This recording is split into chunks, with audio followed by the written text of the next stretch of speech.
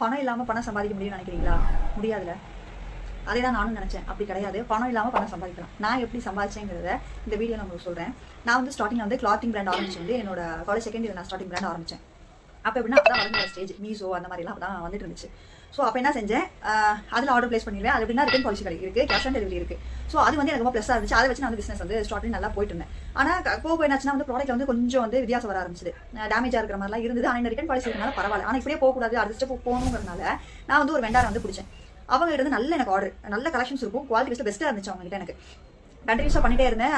ஒரு ஆர்டர்ல இருந்து 2, 3 அப்படியே வந்தது. ஒரு நாளைக்கு எனக்கு 10 to 20 ஆர்டர் வர அளவுக்கு வந்துச்சு. வச்சுக்கோங்களேன், ஒரு நாளைக்கு ஒரு ப்ராஃபிட்னு வைங்களேன், 50 ரூபா ஒரு ஆர்டர் மினிமமாக வைக்கிறோம்னாலும் ஒரு நாளைக்கு 1000 ரூபா, 1000 ரூபா 2000 ரூபா ஈஸியாக சம்பாதிச்சிருந்தேன். இதுக்காக நான் என்ன பண்ணுன்னா, வாட்ஸ்அப் யூஸ் பண்ணேன், ஃபேஸ்புக் யூஸ் பண்ணேன். அப்போ இன்ஸ்டாகிராம் காட்டிலும் ஃபேஸ்புக் தான் அதிகமாக எனக்கு சேல்ஸ் கொடுத்துட்டு இருந்துச்சு. ஸோ அதனால நான் அதை வந்து நான் ட்ரை பண்ணி ஃபோக்கஸ் பண்ணி போயிட்டே இருந்தேன்.